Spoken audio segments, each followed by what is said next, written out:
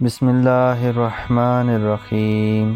شروع کرتا ہوں اللہ تعالیٰ کے نام کے ساتھ جو بڑا مہربان نہایت رحم کرنے والا ہے۔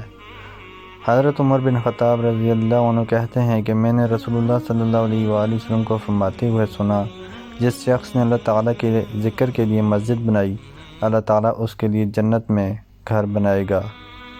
حضرت انس بن مالک رضی اللہ عنہ کہتے ہیں کہ رسول اللہ صلی اللہ علیہ وآلہ وسلم نے فرمایا، قیامت اس وقت قائم ہوگی جب لوگ مسجدوں کے بارے میں ایک دوسرے پر فخر کرنے لگیں گے۔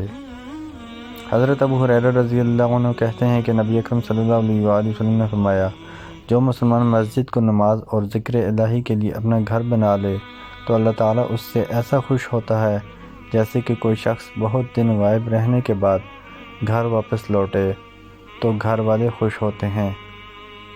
حضرت عبداللہ بن مسعود رضی اللہ عنہ کہتے ہیں کہ رسول اللہ صلی اللہ علیہ وآلہ وسلم نے فرمایا، جس شخص کو خوشی ہو کہ وہ کل اللہ تعالیٰ سے اسلام کی حالت میں ملاقات کرے تو جب اور جہاں اذان دی جائے ان 5 نمازوں کی پابندی کرے، کیونکہ یہ ہدایت کی راہیں ہیں اور اللہ تعالیٰ نے تمہارے نبی کے لیے ہدایت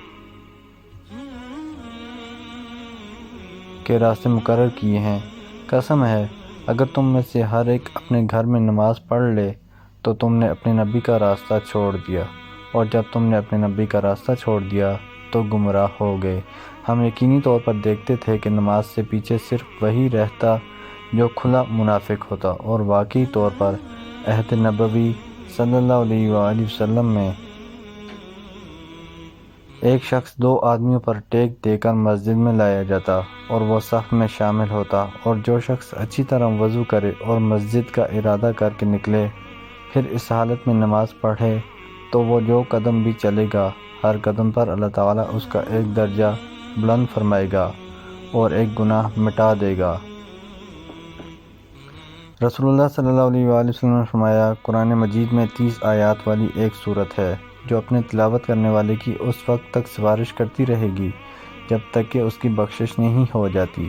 وہ سورت ہے تبارک الذی بیدہ الملک، یعنی سورہ ملک۔